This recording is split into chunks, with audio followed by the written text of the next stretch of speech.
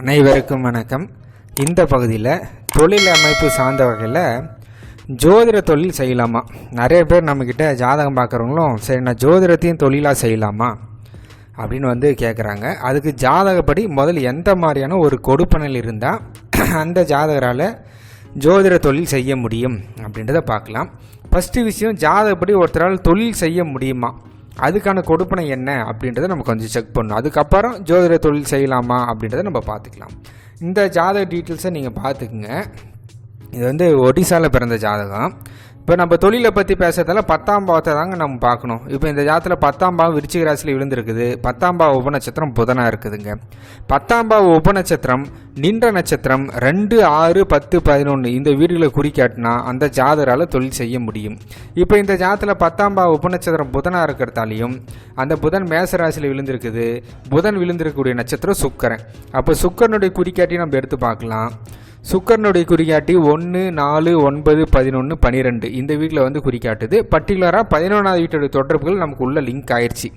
2, 6, 10, 11 எதனா ஒரு வீடு வந்தாலும் தொழில் செய்யலாம். இதுதான் இதில் இருக்கக்கூடிய லாஜிக்குங்க. சரிங்களா?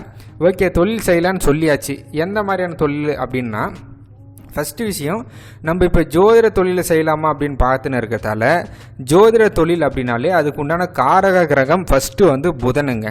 இந்த புதன் தான் ஜோதிடத்தை குறிக்கக்கூடிய காரக கிரகம். அதே மாதிரி சனி அப்படின்றது இது மாதிரி சாஸ்திரம் அப்படின்ற ஒரு விஷயத்தை சொல்லக்கூடியது.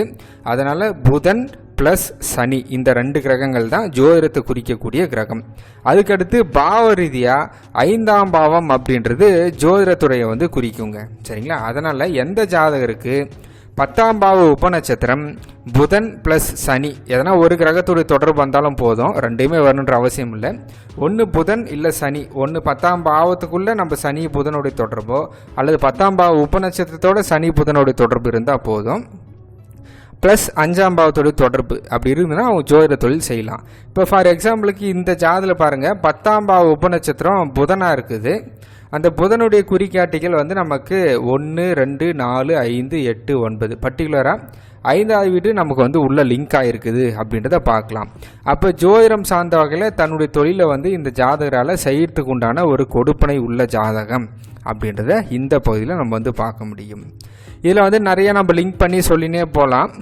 அதில் புதனோட ராகுடைய தொடர்பு ஏற்படுத்தினா அந்த நபர் ஆன்லைனில் தன்னுடைய ஜோதிட தொழிலை செய்யலாம் அப்படின்றத நம்ம எக்ஸ்ட்ரா பாயிண்ட்டாக எடுத்துக்கலாம். நன்றி, வணக்கம்.